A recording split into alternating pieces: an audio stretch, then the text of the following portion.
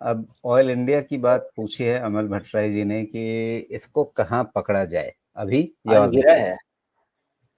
आज सुना कुछ गिरा है ये ऑयल इंडिया 6-7%। हाँ गिरा है। देखिए इसको अभी कोई भी धरपकड़ने की कोशिश ना करें।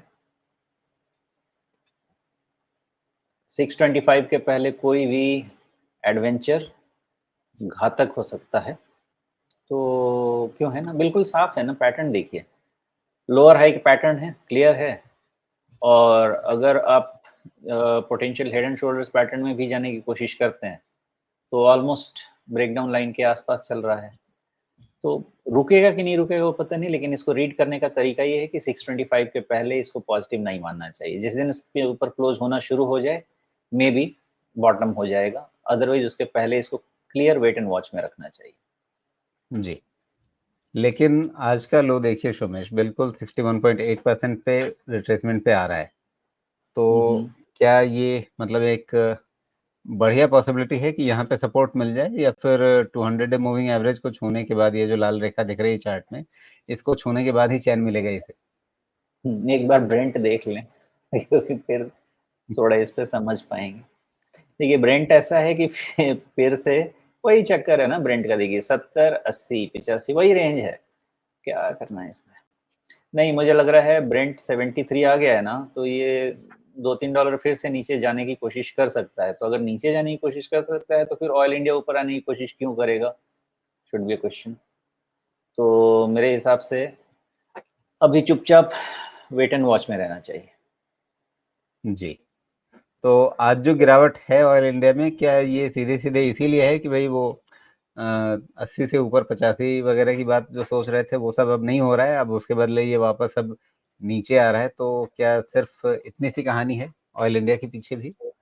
हाँ, बिल्कुल, क्योंकि देखिए अभी क्या है ना, ऑयल इंडिया का बस अच्छा, ऑयल इंडिया के पहले आपने ब्रेंट पूछा है, तो चूँकि ब्रेंट 85 तो छोड़िए, अभी जिस तरह से इसने 2 कैंडल बनाए हैं ना 81 पे, अब ये बहुत अच्छा कैंडल बन गया।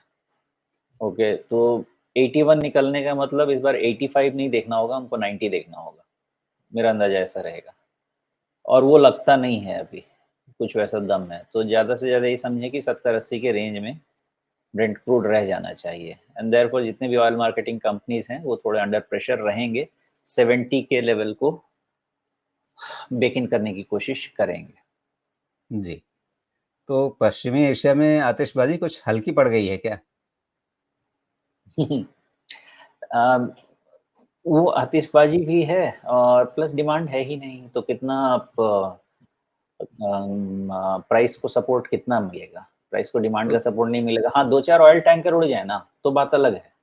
जब तक वो नहीं उड़े, तब तक कुछ डिमांड तो में इम्प्रूवमेंट नहीं जिनपिंग होगा। साहब इतना स्टिमुलस दे रहे हैं, उससे डिमांड नहीं आएगी? आज तो नहीं आएगी ना। अभी तो और दूसरी चीज़ क्या है ना, देखिए जो चाइना का स्टिमुलस है, वो मेनली आपको रियल एस्टेट को फ्यूल करेगा। तो रियल एस्टेट को फ्यूल करने के लिए पहला जो स्पेक्युलेटिव मनी है, उधर जाएगा। तो ग्रोथ इंजन आएगा भी ना, तो देखिए इस तरह का जो स्टिमुलस आता है, ये एक स्ट्रैटेजिक स्टिमुलस मुझे कम लगता है, टैक्टिकल ज़्यादा लगता है, बिकॉज़ आप मोस्टली जिस जगह से आपके इकोनॉमी में ग्रोथ आता है, वहाँ पे आप सीधा-सीधा पैसा देने की कोशिश कर रहे हैं। तो सस्टेनेबल या लॉन्ग टर्म में कितना ज़्यादा सस्टेनेबल होगा, ये स्ट्रक्चरल रिफॉर्म में तो मुझे कम लगता है, सिर्फ लिक्विडिटी मैनेजमेंट ज़्यादा लगता है। लेकिन ये तो स्पेकुलेटिव तो करेगा मार्केट को। तो अब ऑयल इंडिया अभी पकड़ें या इंतज़ार करें और नीचे के बढ़िया मीठे भाव मिलेंगे? 625 जब तक क्लोज़ नहीं दे, इसमें मेरे हिसाब से तो वेंचर नहीं करना चाहिए। 625 यानी हुँ, 50 डे मूविंग एवरेज पार हो, और लगभग आपका 16 सितंबर के आसपास जहाँ पर जाकर के ये रुका था, वो लेवल पार हो, उसके बाद ही इसमें मतलब आप नीचे नहीं पकड़ना चाहते, जब ये वापस ऊपर चलना शुरू करे तब पकड़ना चाहते हैं।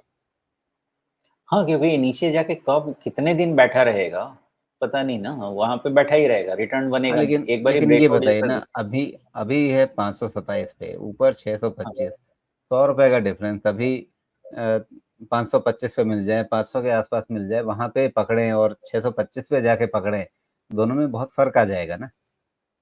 ठीक है, तो थोड़ा 1-2 हफ्ता समय अगर यहाँ दे दिया जाए, तो कुछ डिस्काउंट लेके हम आ सकते हैं।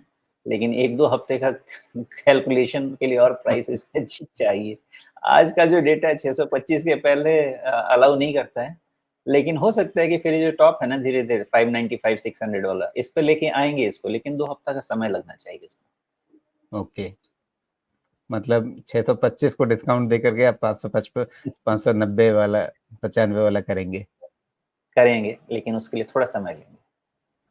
जी, लेकिन मेरा बेसिक पॉइंट ऑफ कंटेंशन वही है कि भैया 500 पे क्यों ना पकड़ें, 590 पे क्यों पकड़ें? नहीं, पकड़ इतना लीजिए, अब 500 से फ्रस्ट्रेशन होगा। 500 से 600 के बीच में 20% का डिफरेंस है। हाँ, अच्छा चलिए उसकी भी बात करते हैं। तो इसका ट्रिगर क्या है? ब्रेंट क्रूड एक मेन ट्रिगर पॉइंट है ना, तो ब्रेंट जी, क्रूड में 70 के पास कोई ऐसा एक्साइटमेंट दिख रहा है क्या? कोई एक्साइटमेंट नहीं दिख रहा है ना जो ट्रिगर फैक्टर है। तो बेस पे आ जाएगा, लेने के लिए ठीक है, लेकिन लेके रिटर्न नहीं बनेगा, उसके लिए फिर वहाँ पे फ्रस्ट्रेशन होगा। इसलिए थोड़ा जब ऑयल प्राइस में कोई ट्रिगर आए, तो इसमें कोई स्टॉक नहीं प्राइस तो में ट्रिगर आएगा हम उसमें ले सकते हम यहाँ पे पैसा बनाने के लिए बैठे हैं या फ्रस्ट्रेशन और रोमांच देखने के लिए बैठे हैं? हैं। कि इसीलिए तो इसको नहीं लेना चाहिए। हमने जिस दिन खरीदा उसी दिन से बढ़ना शुरू हो जाना चाहिए, उसी दिन से इसको रेस लगा लेनी चाहिए, उसी दिन से हमारा एड्रेनालिन बढ़ने लगना चाहिए। ले लेंगे अगर हमारा रिस्क रिवॉर्ड रेशियो वहाँ पे ठीक है और वो 3 महीने कुछ नहीं करता और उसके बाद अचानक भाग जाता है। जब भागना शुरू करेगा उस समय पता नहीं हमारा ध्यान रहेगा नहीं, हम कहीं और फँसे रहेंगे। अ अ, या तो शेयर पे हमारी नज़र नहीं जाएगी या पूरे शेयर बाज़ार पे ही हमारी नज़र उसमें नहीं रहेगी। तो जहाँ पे रिस्क रिवॉर्ड रेशियो बढ़िया हो, वहाँ पे लेकर के बैठ जाएँ, अपना एक रिस्क पॉइंट मैनेज करने के लिए एक अलर्ट लगा लें कि भई यहाँ पे इसके नीचे अगर कभी जाने लगे तो हमारे पास अलर्ट आ जाए और फिर आराम से उसे टाइम दें फिर। देखिए, कभी भी जो भी गवर्नमेंट रेगुलेटेड सेक्टर्स होते हैं ना, उसमें बिना ट्रिगर के काम नहीं करना चाहिए, क्योंकि ट्रिगर किस तरफ आएगा, उसका आइडिया नहीं रहता है। अगर ये गवर्नमेंट रेगुलेटेड सेक्टर्स में नहीं आता था, तो सबसे पहले मैं बॉटम फिशिंग की ही बात करता हूँ। लेकिन ऑयल एंड गैस एक रेगुलेटेड सेक्टर है। इसमें टाइम के पहले जंप करके कोई फ़ायदा नहीं है। अगर कोई और सेक्टर होता था, कंज़म्पशन का सेक्टर होता था, फ़ार्मा का होता था, रिटेल का होता था, तो हम पहले एक्यूमुलेट करके बैठ सकते हैं, क्योंकि वहाँ पे क्या है ना कि आप एक विज़न ले सकते हैं कि 3 साल, 4 साल में क्या ईपीएस होगा, क्या कैश फ्लो होगा और उसके बेसिस पे पोज़ीशन ले ली। ये investment grade sector by itself तो है नहीं, कभी भी कुछ भी कहीं से भी डिसीज़न आ सकता है।